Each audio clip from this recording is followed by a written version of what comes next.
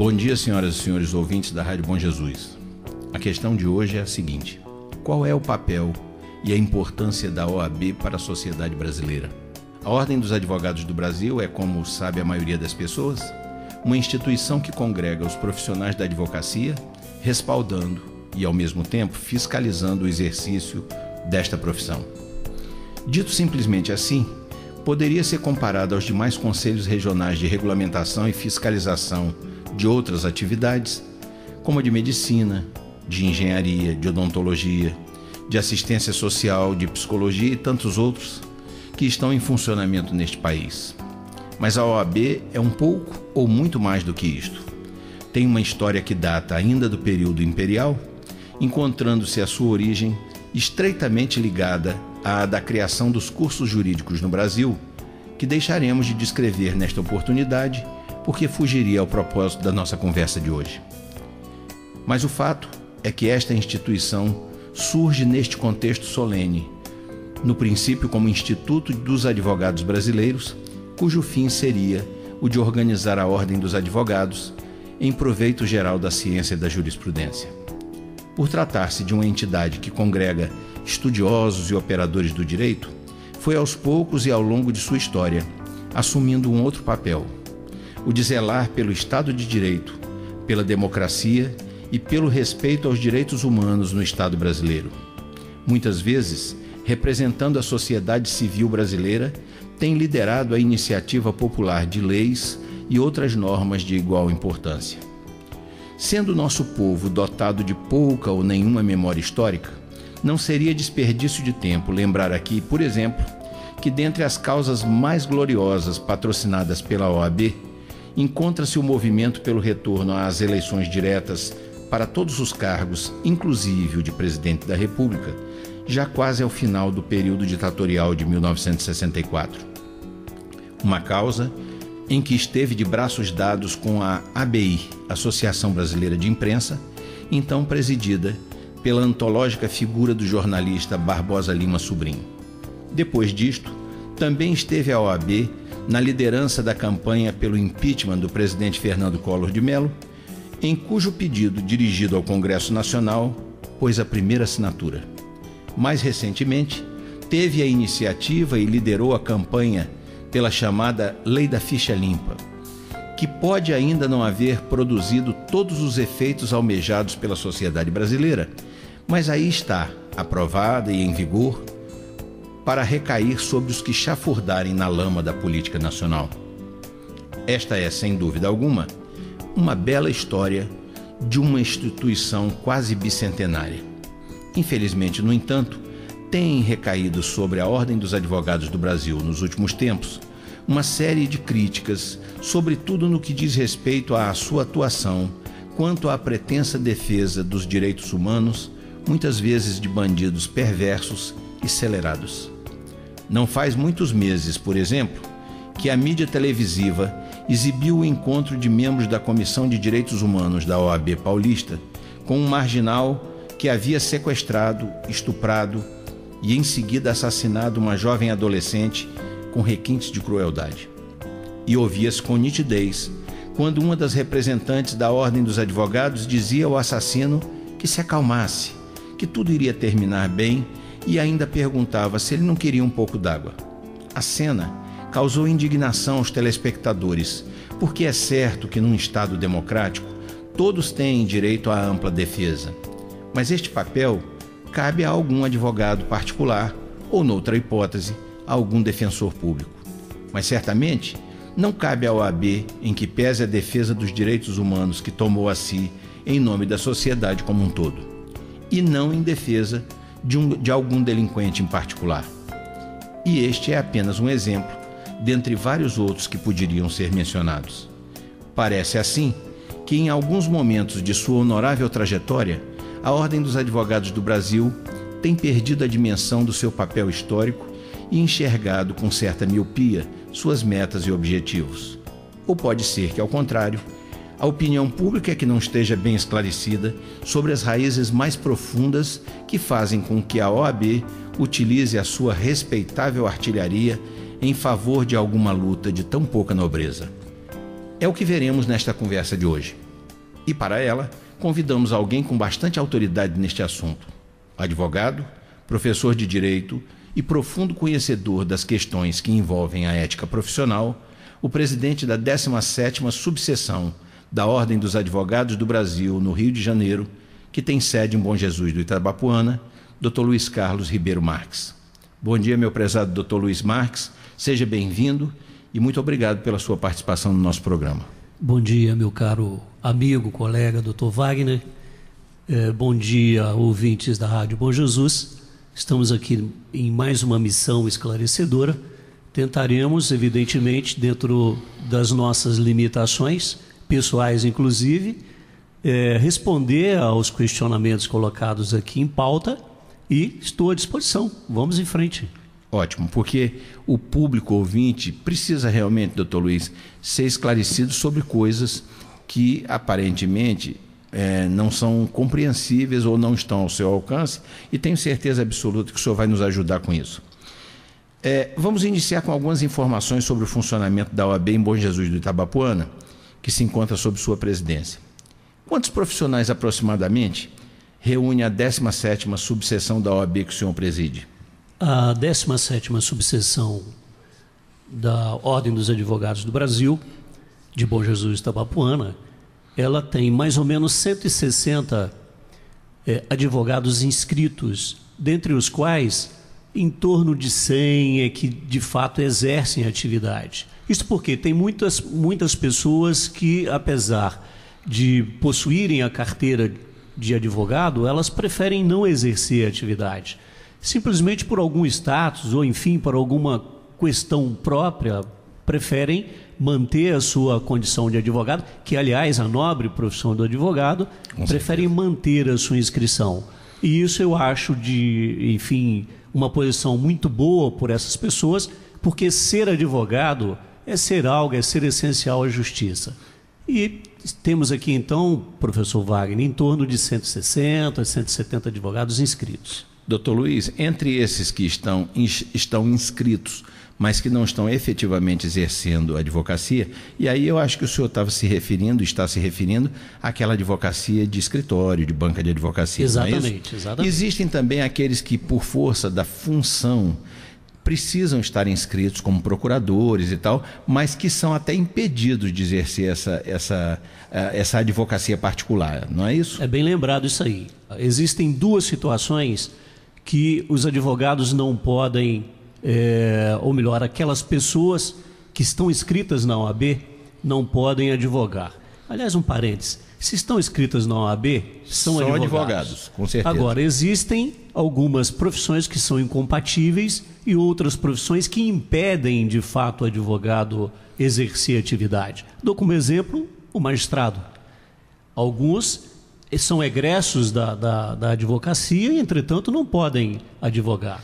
Eu vou aproveitar essa observação do senhor para acrescentar mais uma dúvida que seja esclarecida para os nossos ouvintes que não são da área. O magistrado, por exemplo, normalmente ele é oriundo da advocacia, como diz o senhor, mas ele, a partir do momento em que ele assume a magistratura, ele fica dispensado de pertencer aos quadros da OAB, ou ele continua, vamos dizer, na contingência de ter que contribuir com aquela anuidade e tudo mais? Boa pergunta. Na verdade, o magistrado, se ele é egresso da advocacia, ele é obrigado a cancelar a sua inscrição. E um detalhe que precisa ficar bem patente, principalmente para os novos, para os futuros advogados, para os novos bacharéis, é que, feita a prova da OAB, ainda que a pessoa peça a suspensão por causa de impedimento ou de incompatibilidade, ele não precisará fazer novamente essa prova da OAB.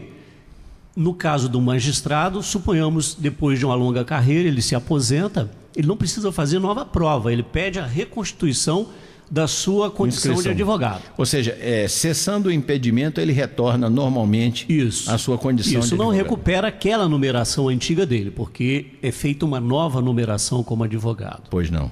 Doutor Luiz, agora um detalhe. Pois não. Porque às vezes o magistrado, ele necessariamente ele não vem dos quadros de advogado. A advocacia hoje exige, ou melhor, a magistratura hoje exige que o candidato tenha pelo menos noção, por exemplo, alguém que trabalha no fórum com um período de experiência, que agora eu não sei qual é o período, ele necessariamente não precisa ser inscrito na ordem. Existe já uma brecha no Estatuto da Magistratura, porque essa pessoa tem que ser bacharel, mas que ela não precisa ser inscrita na ordem. Senão nós estaríamos restaurando, vamos dizer assim, uma coisa antiga e que hoje já não existe mais, que é a figura do rábula. Né? Sem dúvida. Para o nosso ouvinte que não sabe o que é o rábula, o senhor, por favor, explique o que seria o rábula. O rábula seria, vou usar uma expressão bem popular, o rábula seria um dentista prático, ou seja, alguém que não tem formação em direito e que vai exercer, enfim, vai praticar a advocacia somente pelos meros conhecimentos dele. Esse seria o rábula. Isso era uma prática antiga, na época em que nos lugares de interior muito distante dos maiores centros, das capitais, não havia profissionais do direito. Exatamente, então, suficiente para isso. Algumas pessoas que estudavam a lei e tal, eram autorizadas a exercer uma advocacia de forma prática, assim como o prático de odontologia, não é isso? Exatamente, que são pessoas bem dotadas. A gente conhece muitas pessoas que não são advogados, mas que sabem muito bem, enfim, artigos de lei, artigos da Constituição Federal, enfim, tem muitas pessoas que sabem muito mais às vezes do que uma série de advogados. Entendeu? A única diferença é que essas pessoas que não são portadoras de uma graduação em direito, elas normalmente têm um estudo assistemático, o que no curso de direito o ensino é sistematizado. Exatamente, não é isso? Isso. Tá certo, ficou bem esclarecido para o nosso ouvinte. Um outro detalhe que eu quero acrescentar nisso que está aí é uma curiosidade. O Ministério Público tem uma particularidade com relação à advocacia. Até 1988, todo membro do Ministério Público, inscrito na ordem, ele continua com o direito de advogar. A partir de 88 que cessou isso. Então, o Ministério Público, membro do Ministério Público, inscrito na Ordem dos Advogados antes de 1988, não precisou cancelar sua inscrição e ele pode advogar. Evidentemente, não contra o órgão que lhe remunera, Sim. que é o Estado. E uma outra particularidade que eu quero deixar bem clara aqui, professor Wagner, é que as pessoas confundem pensando que o Ministério Público é um órgão pertencente ao Judiciário, o que não é verdade. O Ministério Público é um órgão que pertence ao Poder Executivo. Ele é um auxiliar da Justiça, mas não pertence à Justiça. E é um órgão que hoje tem se mostrado muito independente, ao ponto de desagradar o próprio Poder Executivo. Não tenha dúvida, não tenha dúvida. Aliás, é uma função dele, institucional, é a defesa do direito. Esse é o caráter institucional do Ministério Público. Doutor Luiz, vamos para uma outra questão que envolve as subseções da Ordem dos Advogados. Todas as subseções possuem uma mesma estrutura, elas são estruturadas da mesma forma, ou essa varia de subseção para seção, essa estrutura? Meu caro professor, de fato, as subseções elas têm uma raiz própria, mas depende do número de advogados que cada uma tem. Porque, por exemplo, na minha subseção eu não posso ter um conselho. Qual é a finalidade desse conselho? É exatamente processar e julgar os advogados que, porventura, cometam alguma falta. Então, na minha subseção, eu tenho que coletar dados e remeter para a seccional para que ela possa investigar, possa até punir o advogado. Eu não tenho aqui na minha subseção essa prerrogativa. Uma comissão de ética aqui. Uma comissão de ética eu não tenho. Eu tenho uma subcomissão de ética que ela é feita para levantar o que está acontecendo, processa e remete isso para o nosso Tribunal de Ética no Rio de Janeiro. O que, num certo sentido, ainda mais para uma subseção que não reúne um número exagerado de advogados, é mais confortável, né? Exatamente doutor isso. Luiz? É constrangedor, às vezes, a gente aplicar certas sanções a um colega que cometeu uma infração, vamos dizer, pelo Estatuto, pelo Código de Ética, mas é preciso fazê-lo e é mais confortável quando isso não é feito exatamente pelos colegas da subseção. Essa questão do desconforto ela é muito relativa em se tratando disso, porque, na verdade, se errou,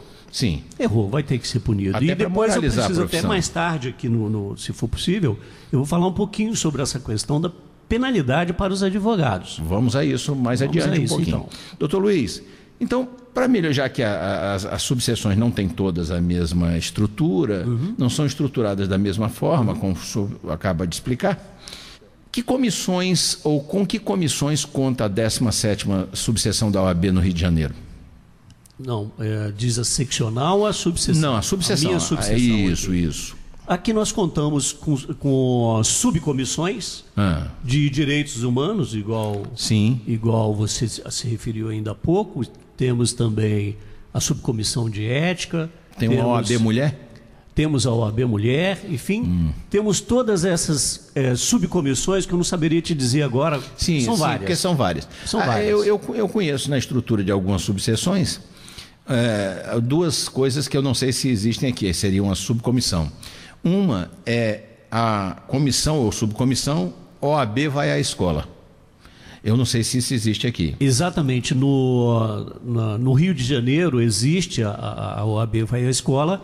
Aqui, por ser uma subseção com menos advogados, ainda não instituímos isso aqui, mas que nós já estamos sendo cobrados pela seccional para implantar também aqui esse projeto de OAB vai à escola. O que quer dizer isso, na verdade? Eu não sei se a pergunta ia escambar para esse ponto. Nós chegaremos lá, com certeza. O que a OAB Escola pretende é colocar, já nos primeiros passos, nos primeiros bancos escolares, a noção de cidadania, a noção de estudo, principalmente da nossa Constituição Federal, que eu acho que todo mundo deveria conhecer. Isso já deveria ser uma matéria para se estudar desde os bancos escolares primários.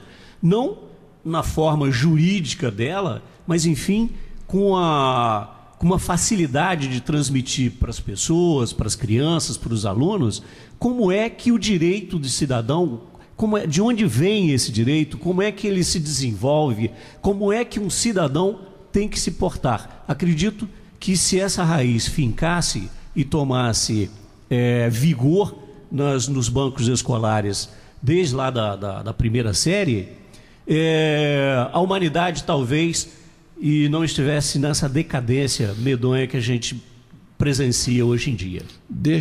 Já que estamos na OAB vai à escola, vamos dizer assim, acrescentar ou adicionar alguma coisa a este tema, a este tópico. A OAB vai à escola, pelo que eu acabo de entender e que os ouvintes também terão entendido, ela pretende, vamos dizer, levar a escola desde cedo, fazer com que os estudantes, os alunos, comecem a desenvolver noções de cidadania, de direito e tudo mais. Por outro lado, nós temos hoje um problema de muita gravidade, que é exatamente os professores, não os alunos, que estão sendo vítimas de alunos que não só não conhecem o seu direito, como não conhecem o seu dever ou os seus deveres, e passam, isso acontece com muita frequência no Brasil inteiro, e principalmente em determinados bairros, em bairros de periferia, em subúrbios, em lugares mais distantes, em escolas que estão em periferia de cidades, alunos ameaçando professores e agredindo professores mesmo. Seria talvez papel dessa comissão OAB vai à escola atacar também a questão por este lado? Não tenha dúvida de que seria também mostrar para os alunos de que ali dentro de sala de aula existe uma autoridade. Quem quer aprender se submete àquelas condições impostas dentro de sala de aula. E o pior que isso que você está dizendo é uma realidade. Essa agressividade não se encontra só nas escolas de periferia, não. A gente presencia isso no dia a dia, principalmente nós, professores, presenciamos uma certa arrogância, uma certa, agressividade dentro da nossa sala de aula e para a gente que é professor de direito.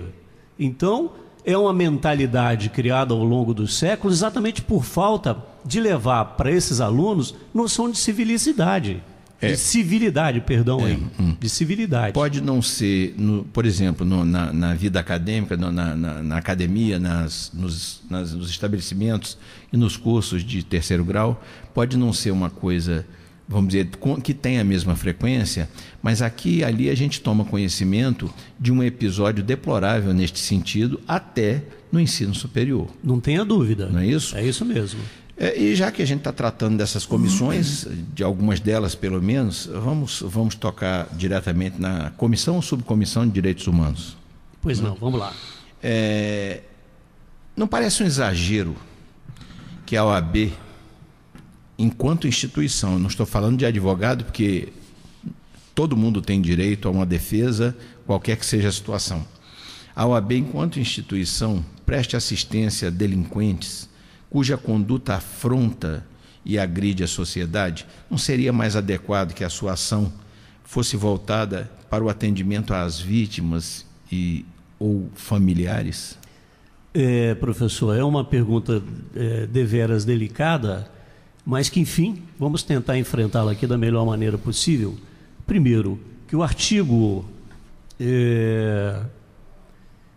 44 do nosso Estatuto da Advocacia e da Ordem dos Advogados do Brasil diz o seguinte, que a ordem tem por finalidade defender a Constituição, a ordem jurídica do Estado Democrático de Direito, os direitos humanos, a justiça social e pugnar pela boa aplicação das leis, pela rápida administração da justiça e pelo aperfeiçoamento da cultura e das instituições jurídicas.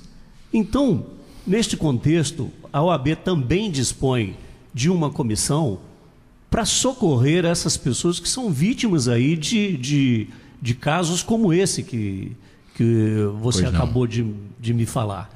Mas, de todo modo, o fato da OAB comparecer nos presídios para, enfim, dar assessoria jurídica a esse monstro que acabou de me descrever, significa que a OAB está defendendo não o que ele fez, definitivamente, é repugnante o que ele fez. O que, aliás, todo marginal faz é repugnante. O que mata, estupra, rouba, isso aí vai contra a legislação, vai contra a moral, vai contra tudo que a gente pode imaginar. Mas que a OAB também não pode deixar que esse cidadão, que pode ser que tenha ou não recuperação, é outro caso, os presídios hoje é uma outra discussão, a gente sabe muito bem que os presídios hoje, a maioria não recupera ninguém, mas enfim, o fato desse bandido, desse monstro ter cometido tamanha sandice, tamanho crime,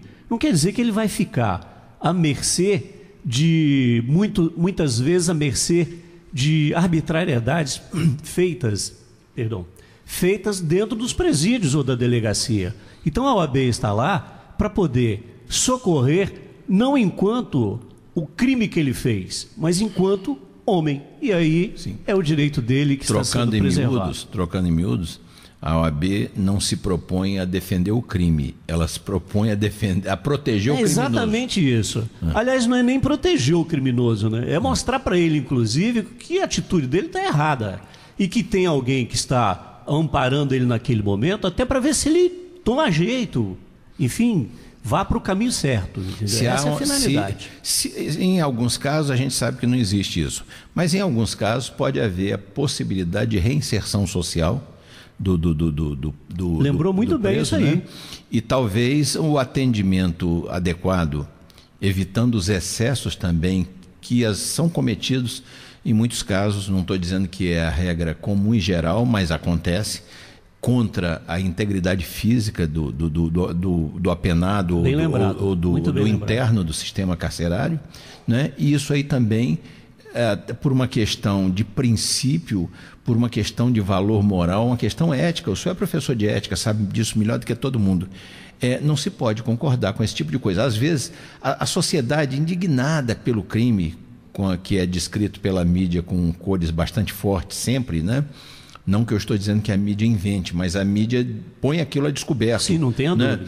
Então, desnuda o problema. Desnuda. E aí a opinião pública indignada com isso, ela às vezes quer vingança mesmo, né?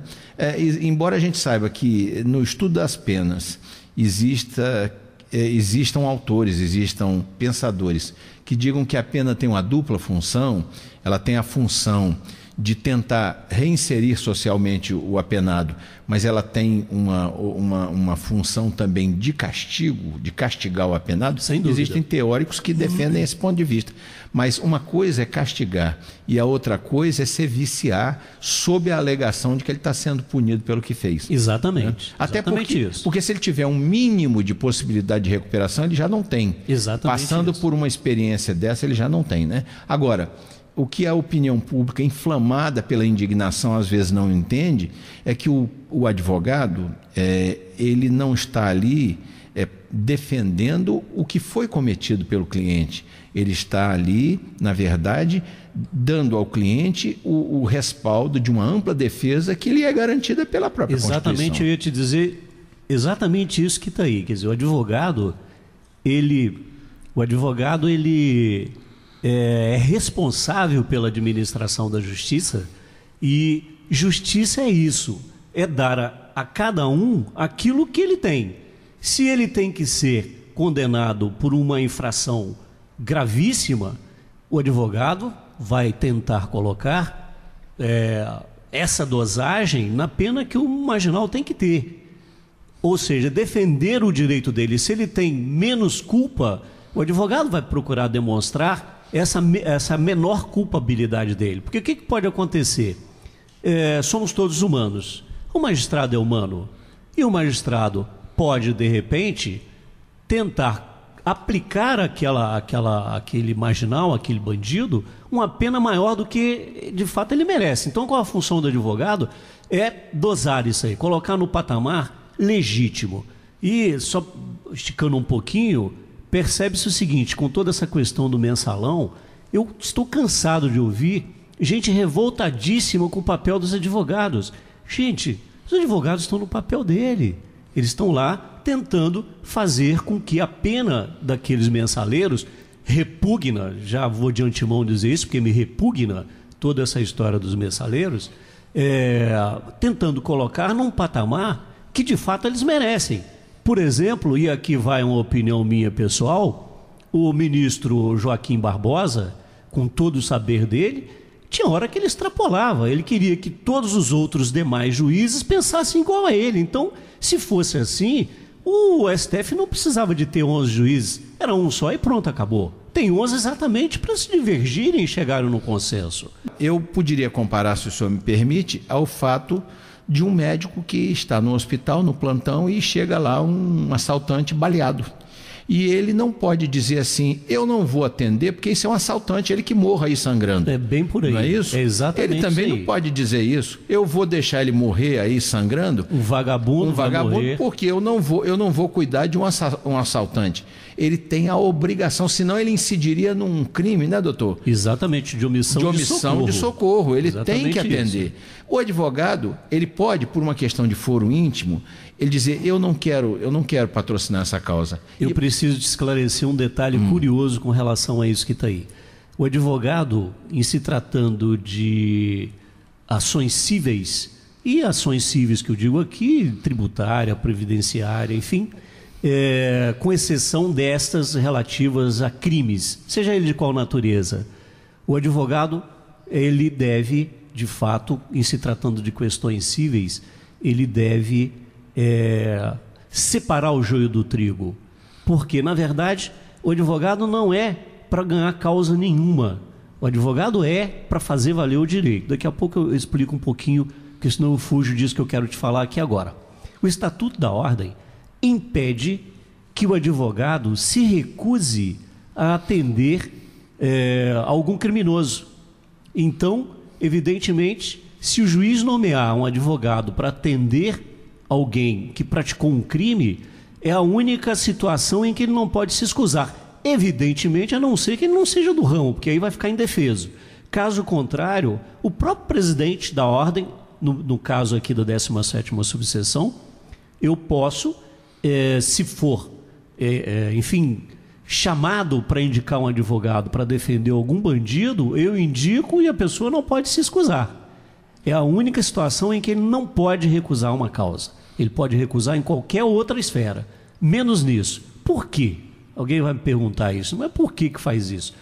Porque senão, bandido nenhum terá a sua integridade humana preservada, porque ninguém vai querer atender a não ser que seja algum advogado egresso do crime. É outro absurdo isso? Pode existir? É claro que pode, a gente conhece advogados, não daqui, graças a Deus, da nossa subseção, mas a gente vê aí no noticiário advogados que são filiados ao crime. Não sei se está claro essa situação. Está estreitamente ligados aos criminosos. Aliás, acho que eles foram colocados no advogado, nas escolas de advocacia por bandidos, patrocinados por bandidos, talvez. Lamentável, mas pode acontecer isso. O que ocorre é que... E só para complementar aqui, porque senão sai do contexto, quando a Ordem dos Advogados consegue provar que essas pessoas estão mancomunadas com crime, elas são sumariamente expulsas da Ordem dos Advogados. Dos quadros, né? São desligadas dos quadros. Doutor Luiz, quem não pode exatamente, se algum advogado se sentir assim constrangido a patrocinar uma causa, quem não pode, por dever de ofício, se excusar alegando foro íntimo, é o defensor público, né? Esse de fato não pode usar desse argumento para se eximir da responsabilidade institucional da Defensoria Pública, que é patrocinar o interesse daquele desassistido. Agora, voltando à estrutura das subseções, algumas subseções costumam ter na sua estrutura, e eu conheço subseção que tem isso na sua estrutura, uma comissão ou subcomissão da diversidade sexual. Parece oportuno perguntar: esta verdadeira paranoia do politicamente correto, que nos assola de um tempo para cá, não parece estar estabelecendo uma confusão de valores em nossa sociedade? Porque uma coisa é cometer a homofobia, que é um crime. Outra, totalmente diversa, é impedir que as pessoas possam emitir opinião sobre esta ou aquela opção sexual. Qual é o seu entendimento acerca desse assunto? E aí, meu caro professor? De vez em quando estou vendo que você está me deixando aqui não de saia curta, porque graças a Deus não há uso, e aqui não é nenhuma homofobia com relação a isso. Com certeza não é. Mas vamos lá. A nossa subseção conta também com uma subcomissão de diversidade sexual. Ainda não foi montada, infelizmente, por questões de quadro reduzido dos nossos advogados e também por causa de tempo. O que, na verdade, a OAB quer com isso não é defender, não é, como eu diria, não é inverter valor. Ela quer exatamente se colocar numa posição de que impeça que essas pessoas que, vamos dizer, vão ser o terceiro gênero, que essas pessoas sejam molestadas. O que a OAB quer é isso. Não é impedir que alguém fale ou deixe de falar, porque senão daqui a pouco a minoria vão ser aquelas pessoas que não são nenhuma coisa nem a outra. Então daqui a pouco vai ter que surgir uma comissão daqueles que não são nada. Enfim, fica essa situação que, na verdade, o que a OAB quer não é defender, ou melhor, não é impedir que as pessoas se manifestem. Ela quer impedir que essas pessoas sejam de alguma maneira discriminadas, sejam vítimas de alguma violência, de algum maltrato. Não sei se foi claro. Não, o senhor foi claríssimo. Eu que gostaria de esclarecer melhor o propósito da pergunta. Eu não disse que a OAB pretende isso. São duas coisas diferentes. Pois não. Já que existe uma comissão de diversidade sexual ou subcomissão de diversidade sexual na estrutura de muitas subseções, eu dizia o seguinte: uma coisa é proteger as pessoas pelo direito de terem a sua e qualquer que seja a opção sexual. A outra coisa é dizer o seguinte: proteger opções sexuais diversas significa que ninguém pode dizer eu não aceito, ou não concordo, ou isso ou aquilo. O que não se pode, e nisto é que constitui a homofobia, não se pode agredir, não se pode ofender, não se pode molestar pessoas por conta de sua opção sexual. Não sei se o doutor sabe, mas na Índia, na sociedade indiana, existem oficialmente 5 sexos. Eu não sabia. Oficialmente existem 5 sexos. Tem o masculino, tem o feminino, tem um que são meninos que são criados como meninas desde cedo, tem dos transexuais, os que mudam de sexo. Enfim, são oficialmente 5 sexos. Eles existem oficialmente e são reconhecidos oficialmente. É uma coisa, para a nossa cultura, é uma coisa estranha, mas existe isso na sociedade indiana. A questão não é essa de existirem 5 sexos. A questão é dizer, mas ninguém pode emitir opinião sobre isso. Nisto é que consiste aquilo que eu disse, que não é a OAB que está fazendo, sim, a paranoia do politicamente correto. Sim. Né? E aí eu aproveito, doutor Luiz, para emendar numa questão, né, que obedece à mesma lógica, que é a seguinte: se a OAB possui uma comissão ou subcomissão de diversidade sexual, ela também não deveria possuir na sua estrutura uma comissão de igualdade racial? Afinal de contas, o que nós estamos assistindo no Brasil de alguns anos para cá? É a política de separação de raças com tratamentos desiguais a raças diferentes. E esta, imagino, seria uma causa muito relevante para a OAB abraçar. O que o senhor pensa disso? Não deixei o senhor num aperto aí outra vez, não, né? Me deixou colorido aqui, viu? Veja só, e aí é uma opinião pessoal do Luiz Marques. Primeiro vou voltar um pouquinho nessa questão aí da diversidade sexual. O que não se pode admitir, e eu lembro um fato acontecido recentemente com a visita do Papa Francisco ao Brasil, que, enfim, se reuniram onde estava sendo feita a cerimônia, uma série de homossexuais, transexuais, lésbicas e vai por aí afora, para protestar, enfim, de uma maneira agressiva, quanto à presença do pontífice aqui no Brasil. Quer dizer, a OAB não defende isso. Ora, eles querem liberdade de manifestação, mas não querem deixar os outros manifestarem sua fé. Não dá para entender muito bem isso. É disso que a gente está falando. Então, isso a OAB não defende jamais. Essa questão dessa agressividade, e aí é palavra também do Papa Francisco, Deus é que os vai julgar, entende? Então, fica bem clara essa posição com relação a esse aspecto da diversidade sexual.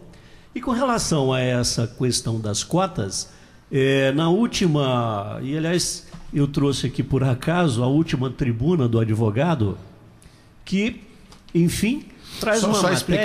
Só explicar para o nosso ouvinte, Tribuna do Advogado é uma revista que é publicada mensalmente. Muito bem.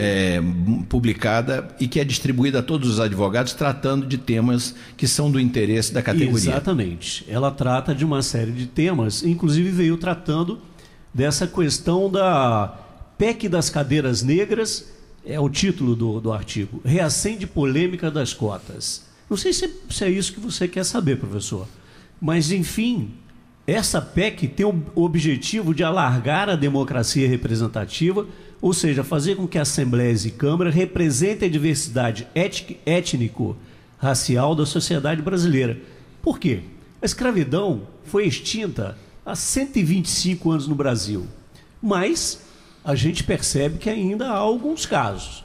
Não vamos querer aqui, como também na questão da diversidade sexual, achar que tudo não, essa é minoria negra, então, ou minoria índia, ou minoria amarela, sei lá que tipo de minoria, e que tenha que ter privilégio para ter ascensão. Se fosse assim, o próprio ministro Joaquim Barbosa não estaria lá no comando do Supremo Tribunal Federal. Então, eu particularmente entendo que essa proteção que às vezes a lei quer dar, ela é exagerada.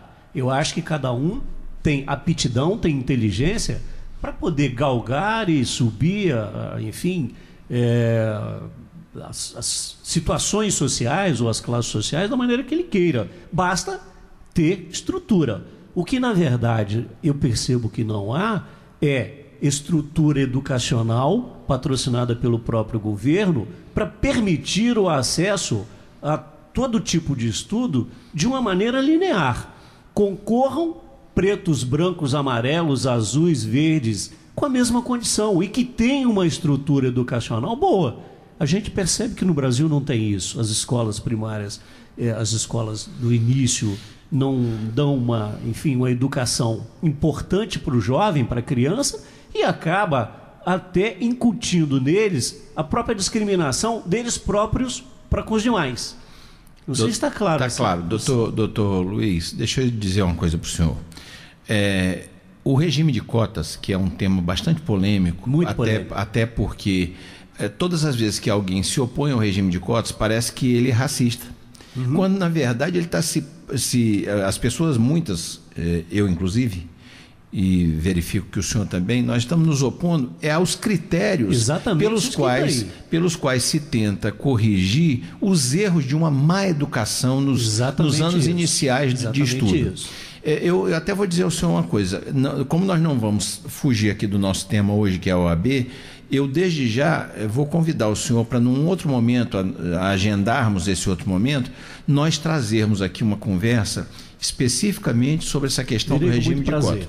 Sobre o regime de cotas. Hoje, o que eu dizia é o seguinte, a OAB, ao meu ver, ela deveria defender a diversidade sexual, defender a igualdade racial, mas ela deveria defender o direito das pessoas sem a prática do racismo e sem a prática da homofobia, externarem opinião, porque hoje está quase proibido de se falar nisso. Cada vez que alguém abre a boca para dizer alguma coisa que não seja aplaudir as bandeiras de grupos, esse ou aquele, parece que a pessoa é homofóbica ou que a pessoa é racista. E uma coisa não tem nada a ver com a outra. Mas nós vamos voltar a esse tema oportunamente. Eu terei muito prazer, se o senhor quiser voltar, para nós abordarmos especificamente esse tema.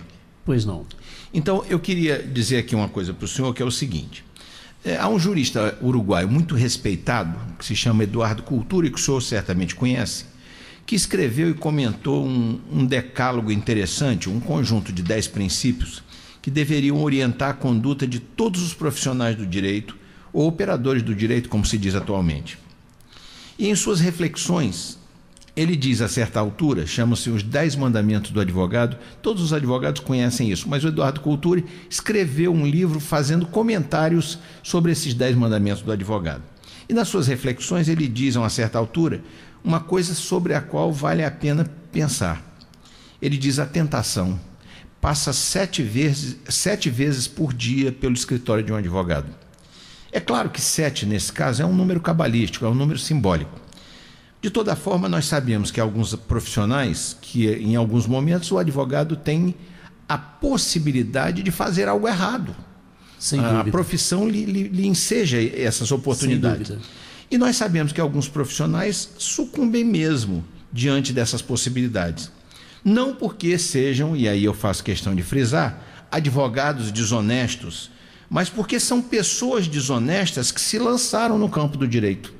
Essas pessoas, elas seriam desonestas em qualquer profissão. Sem dúvida. Não é?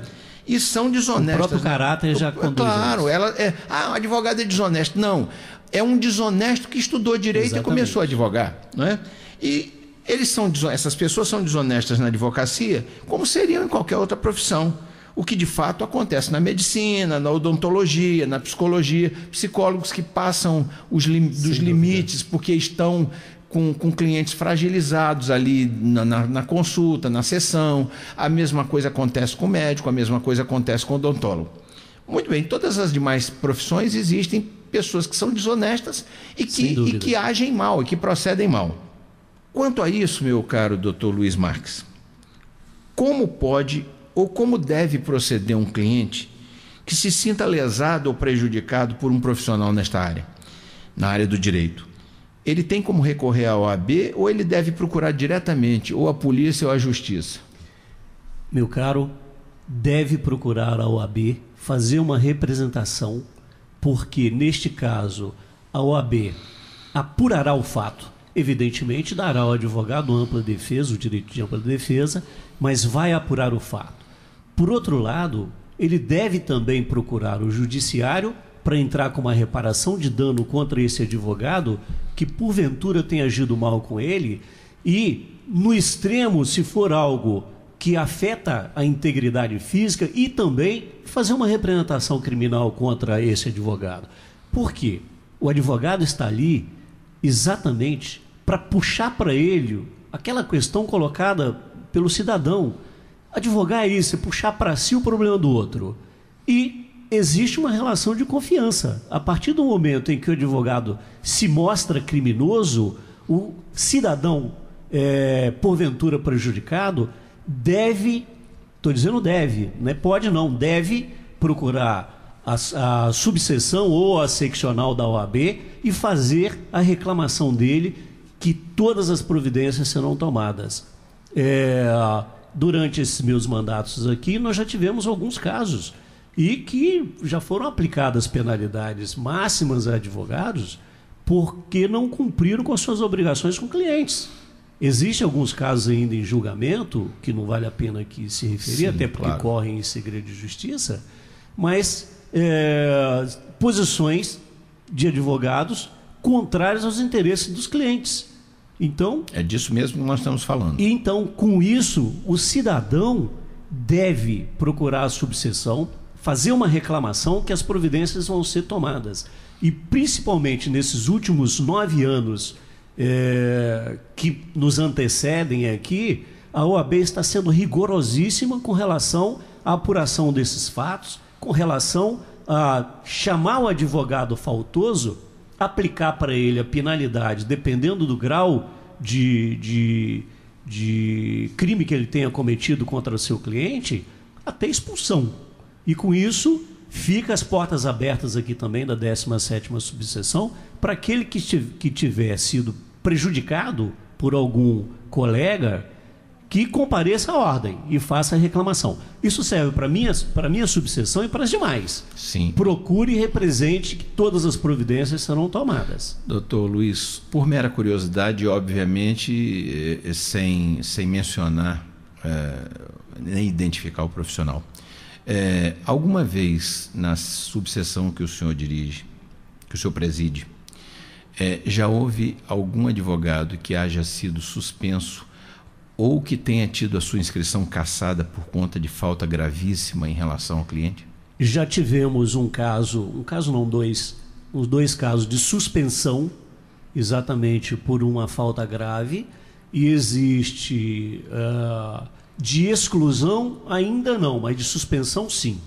Tá certo. Isso é muito alvissareiro para que o ouvinte entenda que, embora isso não seja divulgado, até para não se execrar publicamente a figura, a figura do profissional, e nem a pessoa física dele, mas é importante que o ouvinte saiba que existe punição quando ele toma providência, porque tem aquela máxima de que o direito não protege os que dormem. Se o sujeito não vai reclamar, a OAB não pode adivinhar. Não pode adivinhar. Não é isso? O que, na verdade, só para complementar isso aí, a maioria da população pensa que a OAB é um cartel ou uma associação para defender exclusivamente e proteger o advogado.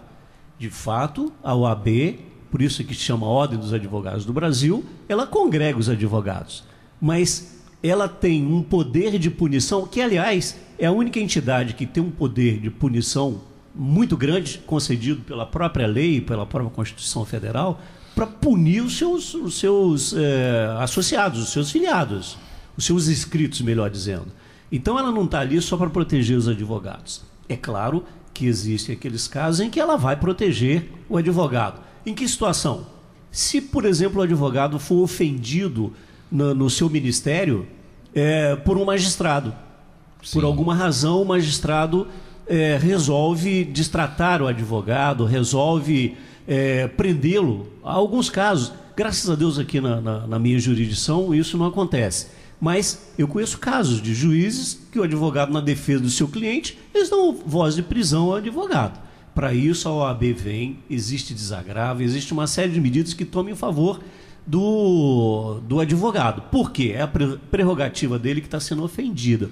É o direito dele que está sendo violado. Então, a OAB vem em cima mesmo.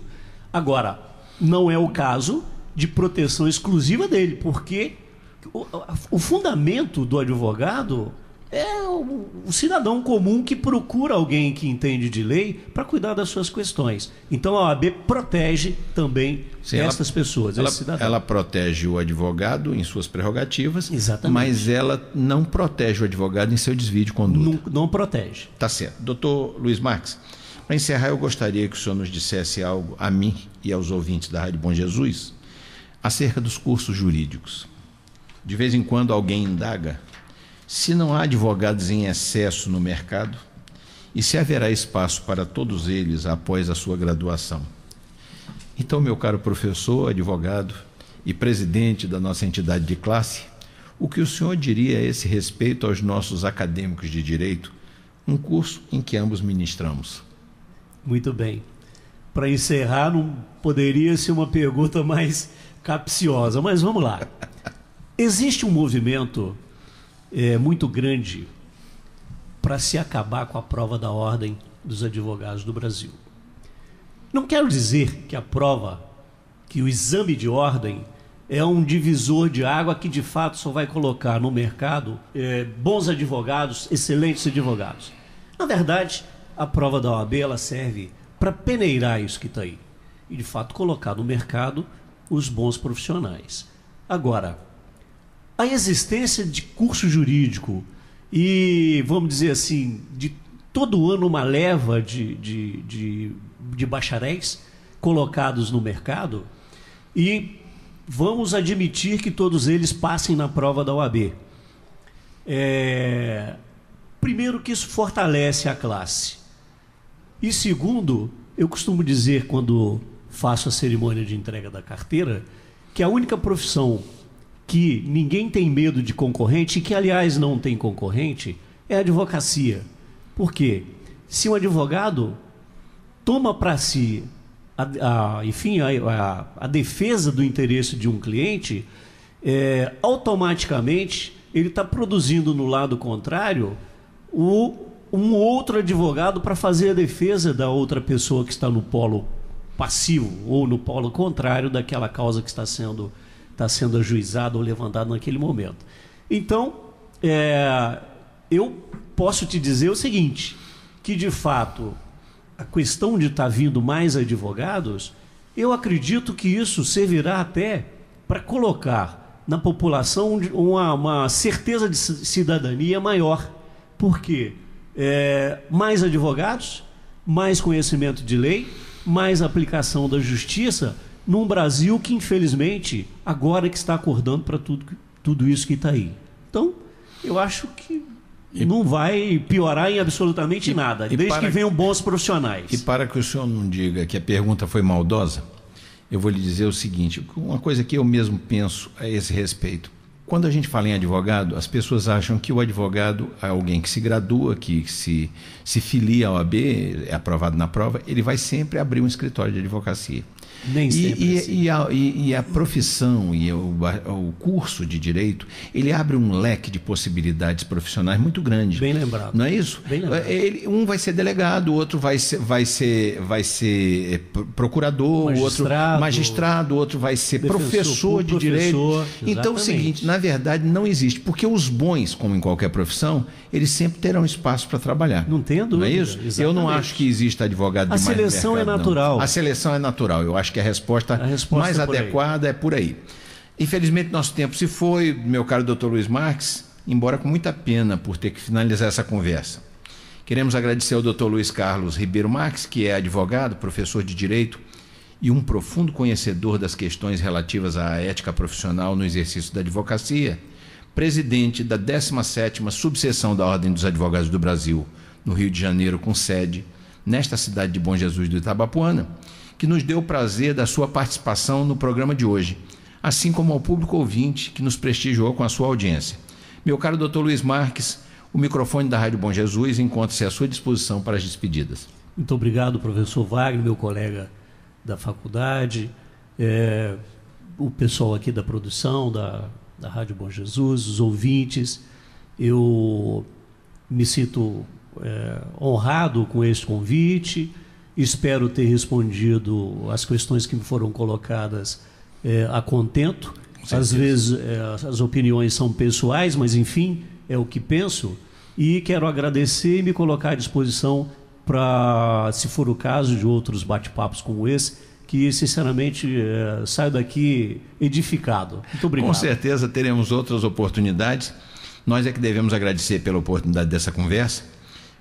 Um abraço e um bom restante de semana para todos. Eu sou Wagner Fontinelli Pessoa e esta é a Rádio Bom Jesus. Até a próxima terça-feira, neste mesmo horário. Até a próxima e um feliz 2014 para todos.